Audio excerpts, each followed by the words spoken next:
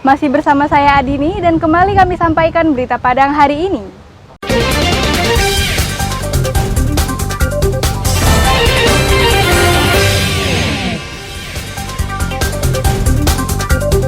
Sekolah 5 hari di Bukit Tinggi, orang tua kewalahan. Seorang polisi sisihkan uang gajinya untuk beli sembako yang dibagikan kepada warga kurang mampu.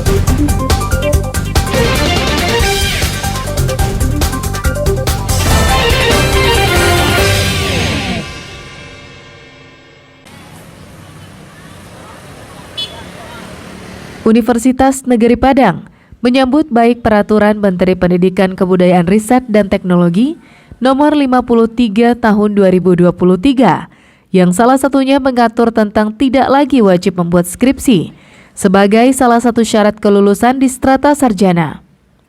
Menurut Rektor UNP, peraturan Menteri ini bersifat sangat adaptif dan sangat fleksibel karena mudah diterapkan dan disesuaikan dengan kondisi yang ada.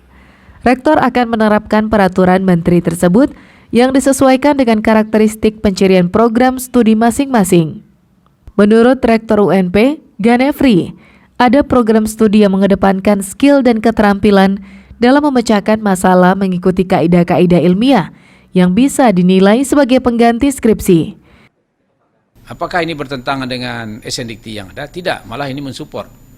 Artinya, dengan adanya keleluasaan yang saat ini diberikan oleh kementerian untuk UNP bisa merumuskan standar perguruan tingginya, ya, termasuk juga tidak wajib skripsi misalnya, ya, saya kira ini juga sudah langkah cerdas, ya. Artinya kami UNP nanti kita sesuaikan dengan karakteristik pencirian dari prodi masing-masing. Ada mahasiswa UNP yang mendukung sepenuhnya penerapan tidak wajib membuat skripsi karena dianggap menghambat kelulusan. Namun ada juga yang tidak tahu apa yang harus dikomentari karena masih berstatus mahasiswa baru. Saya setuju karena banyak dari mahasiswa yang kita lihat tahun-tahun sebelumnya saat bikin skripsi itu banyak perbaikan dan menunda perkuliahan juga, menunda wisuda begitu. Selain dari segi keuangan yang habis gitu kan, jadi skripsi ini seperti menunda wisuda.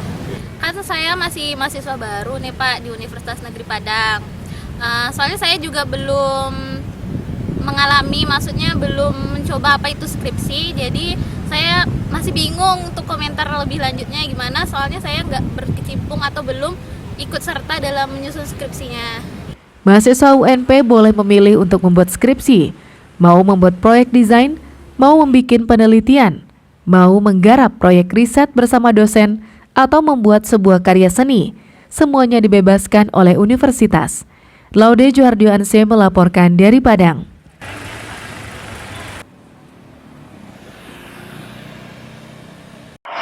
Aduh, cepatlah.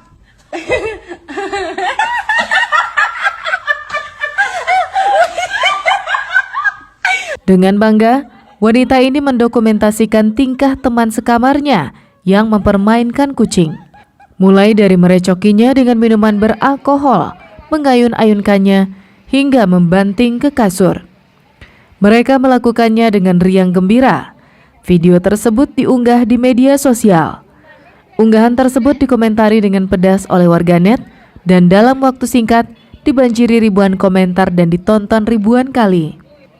Sejumlah wanita dari komunitas pecinta kucing menggeruduk tempat tinggal ketiga pelaku di daerah Parak Laweh, Kecamatan Lubuk Begalung pada malam Minggu.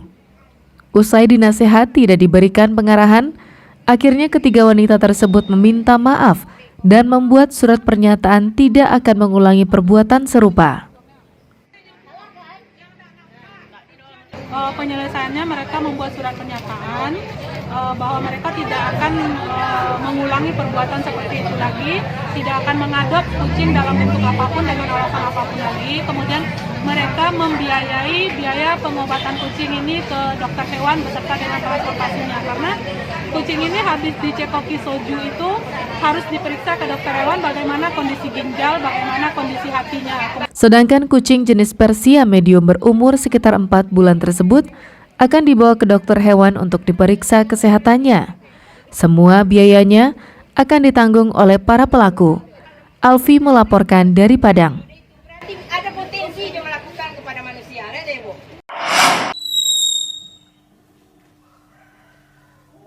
Seorang polisi yang berdinas di Polsek Lubuk Begalung menyisihkan gajinya untuk membantu warga kurang mampu di Kelurahan Banuaran, Kecamatan Lubuk Begalung, Kota Padang. Bantuan tersebut disiapkan dari rumahnya untuk dibawa ke sebuah rumah zakat yang dikelola oleh warga setempat. Bantuan yang diberikan berupa beras, telur, dan minyak goreng. Pengurus rumah zakat, bantuan dari Aibda Dianwendro Ratno digabung dengan bantuan dari dermawan lainnya untuk disalurkan kepada warga yang kurang mampu. Selain pemberian bantuan bahan kebutuhan pokok, Aibda Dian juga memberikan santunan uang tunai kepada sejumlah anak yatim. Lili, seorang warga penerima bantuan, menjelaskan sangat terbantu dengan kegiatan tersebut di tengah mahalnya harga kebutuhan pokok saat ini. Alhamdulillah lah Pak, begitu. Ya karena Bapak Dian ini orangnya yang baik, ya mudah-mudahan dimurahkan rezekinya Pak Dian, dan bagi tim kreatif JBB-nya Jumat Berkahnya, semoga dimudahkan rezekinya. Warga penerima bantuan mengatakan mereka sangat tertolong dengan bantuan sembako yang diterimanya. Dengan bantuan tersebut bisa meringankan beban warga di tengah mahalnya harga sembako saat ini. Saya pribadi sangat bersyukur atas bantuan ini Pak, karena dengan adanya kenaikan sembako ini kan terlalu mengganggu lah buat ibu-ibu Pak. Karena kan ibu-ibu kan banyak lagi biaya hidupnya Pak ya, untuk anak lagi. Beli minyak mahal, beras mahal. Jadi berkat bantuan ini saya merasa sangat berterima kasih Pak, sangat terbantu untuk hidup kami di rumah. Terima kasih banyak Pak. Udah lama Pak, ada sembako ini Pak, terbantulah saya bisa kasih makan anak beberapa hari, bisa uangnya digunakan untuk yang lain. Kegiatan ini dilakukan dalam rangka membantu warga yang kurang mampu. Aibda Dian juga menjelaskan, bantuan yang diserahkan kepada warga dan anak yatim berasal dari gajinya yang disisihkan setiap bulannya. Inisiatif sendiri untuk meringankan, membantu beban-beban anak yatim dan ibu-ibu yang betul membutuhkan di komplek kita Banuaran ini. Berkemungkinan dengan membelikan beras, telur, dan minyak goreng, ditambah juga dengan santunan, terbantu juga lah mereka yang betul-betul membutuhkan.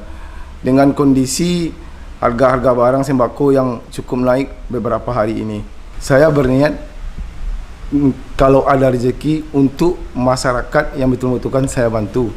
Kegiatan berbagi yang dilakukan Polisi Bintara Tinggi ini telah dilaksanakan selama setahun terakhir. Tidak saja di Kelurahan Banuaran, kegiatan bantuan sembako kepada warga kurang mampu tersebut telah dilakukan di kelurahan lainnya secara bergiliran di Kecamatan Lubuk Begalung. Alfi melaporkan dari Padang. Aku paling ngintip Jadi status Golfi. Pemirsa, demikianlah perjumpaan kita dalam Berita Padang hari ini. Saya Adini dan tim redaksi yang bertugas pamit undur diri. Selamat beraktivitas dan sampai jumpa.